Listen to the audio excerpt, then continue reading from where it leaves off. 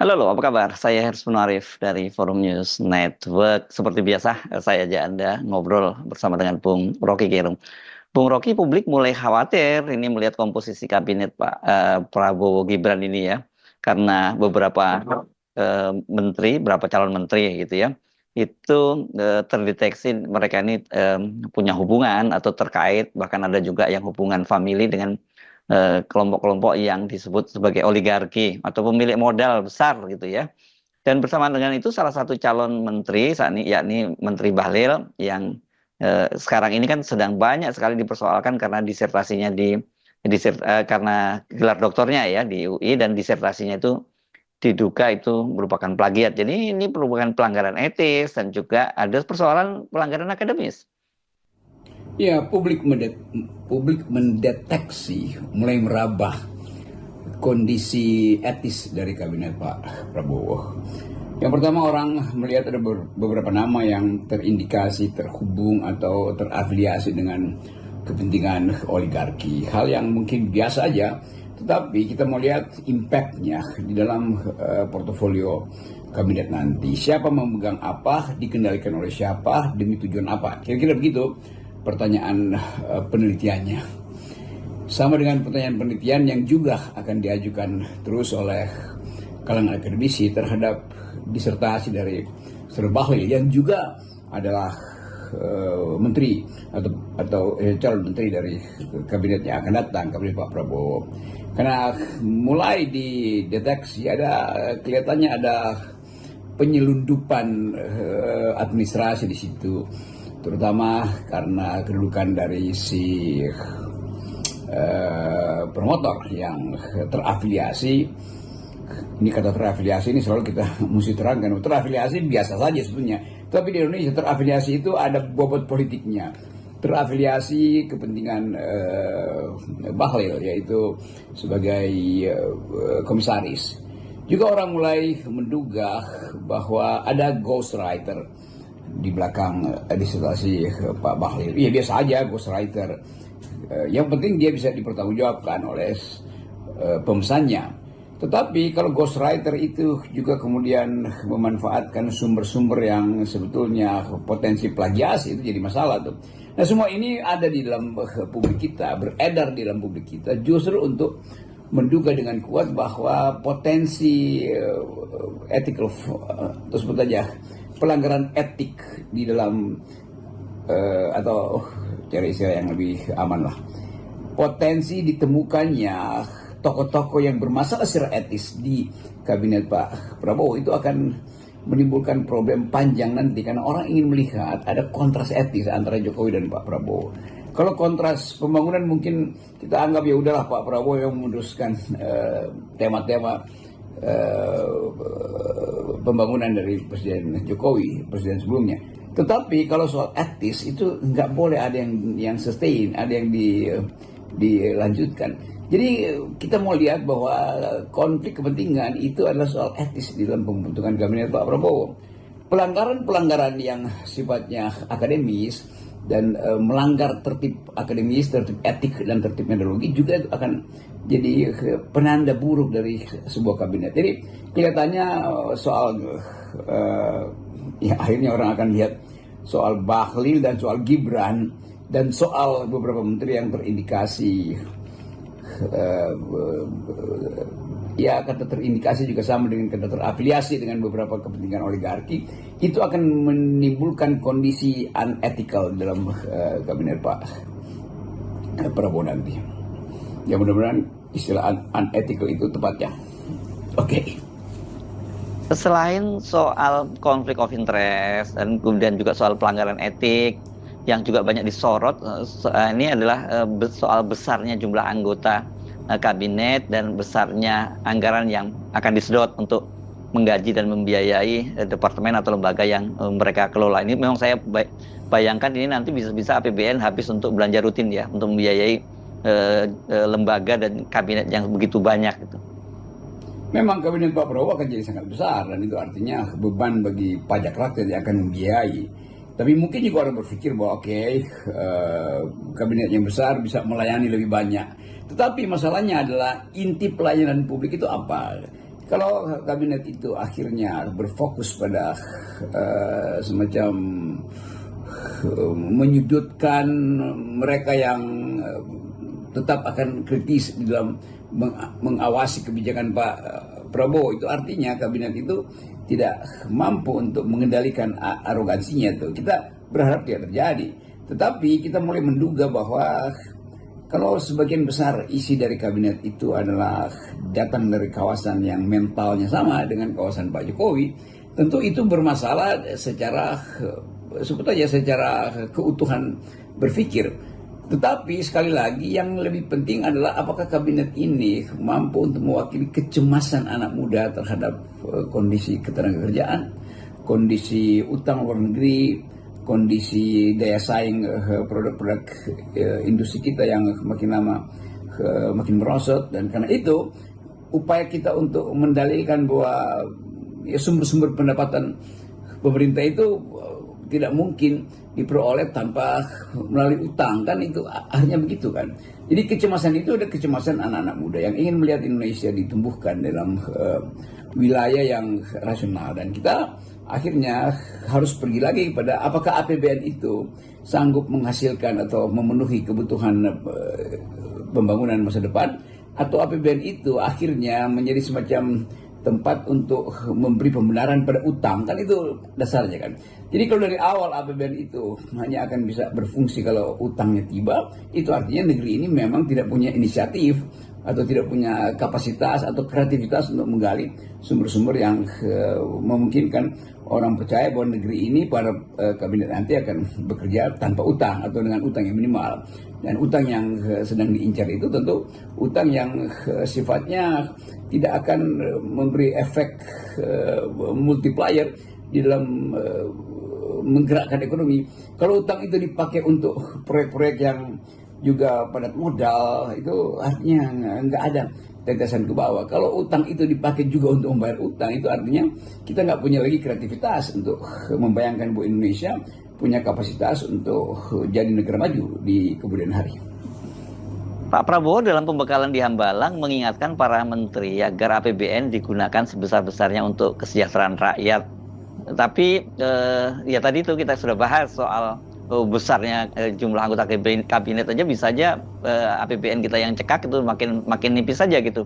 Dan kemudian ini tetap banyaknya menteri-menteri lama ini kan ini terdeteksi mereka-mereka ini banyak diantaranya adalah para pebisnis, itu pengusaha, dan ini ya dikhawatirkan ini konflik kepentingan di kalangan anggota kabinetnya itu makin besar bahkan dibandingkan dengan eranya Pak Jokowi.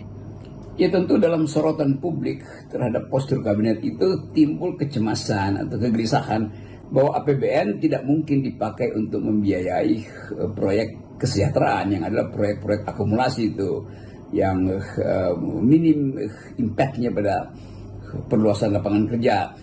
Dugaan-dugaan itu tentu juga diwarnai oleh dugaan bahwa, atau dugaan yang lebih kuat lagi bahwa sektor-sektor tertentu ekstraktif, soal lingkungan, soal energi itu akan dikuasai, pangan akan dikuasai oleh mereka yang menjadi proksi dari kepentingan oligarki di luar.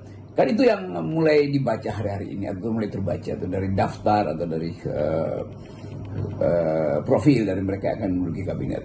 Namun demikian kita tetap ingin menunggu sinyal pertama dari Presiden Prabowo, apakah arah ekonomi akan dihasilkan melalui ekstraktif industri, melalui sektor industri yang padat karya tentunya, atau sekedar diandalkan pada jumlah kekayaan yang ada di bumi Indonesia. Dan kalau jumlah kekayaan itu tidak menghasilkan nilai tambah, itu akan dibuat sedemikian rupa supaya figur-figur nanti, maksudnya angka-angka itu tidak terlalu terlihat oleh publik tuh. Tetapi publik akan tagih bahwa kalau keadilan sosial itu tidak terasa dalam 100 hari pertama misalnya, atau ke arah ketidakadilan sosial tidak terasa, maka ada problem dengan kabinet itu. Jadi sekali lagi kita hanya bisa memberi sinyal bahwa ada kegelisahan publik melihat postur kabinet Presiden Prabowo. Postur yang besar, tetapi di dalamnya mulai terlihat potensi beberapa profil di situ untuk mungkin menghegemoni soal industri strategis yang akan menghegemoni wilayah-wilayah pengelolaan pangan, yang akan menghegemoni wilayah-wilayah manufaktur. Jadi orang belum bisa merasa, atau para pengawat belum bisa menetapkan dengan tepat arah dari kabinet itu. Jadi sebuah kabinet yang besar tetapi sangat mungkin kehilangan rasionalitas atau bahkan kehilangan etikabilitas itu. Dan itu yang pasti akan ditemukan atau mulai ditemukan ketika rapat-rapat kabinet pertama memperlihatkan tiadanya paradigma. Tapi paradigma terakhir tentu ada di dalam benak Pak Prabowo yang menginginkan semua pihak terlibat dalam pembangunan, yang menginginkan tidak ada faksi yang bersifat oposisi. Dan itu juga tidak mungkin atau terlalu riskan untuk mengandalkan bahwa sebuah kabinet yang dibuat kuat itu bisa tumbuh tanpa dukungan stabilitas politik. Jadi kita masuk lagi pada semacam jebakan Orde Baru yang membutuhkan stabilitas politik demi pertumbuhan ekonomi. Nah, sekarang stabilitas politik itu dalam bentuk apa? Apakah politik pengendalian opini atau politik anti oposisi? Nah, soal-soal ini kita kemukakan lebih awal sebelum 100 hari pemerintahan Pak Prabowo itu berlangsung. Nah, sekarang kita bahas soal kemungkinan PDIP itu masuk ke kabinet, Bung Rocky. Kalau kalkulasi Anda bagaimana ini? Karena kan sampai sekarang ini ternyata PDIP memang belum ada namanya yang masuk ke kabinet, dan kemudian Pak Prabowo dengan Ibu Mega juga yang dijadwalkan akan bertemu itu sampai sekarang ternyata masih belum bisa bertemu atau belum bertemu gitu ya. Dan padahal kita tahu syaratnya seperti katakan oleh para petinggi PDIP itu, syarat untuk masuk ke kabinet itu setelah Ibu Megawati bertemu dengan Pak Prabowo. Jadi ini prediksi Anda seperti apa? Hitungan politik saya, PDIP tidak akan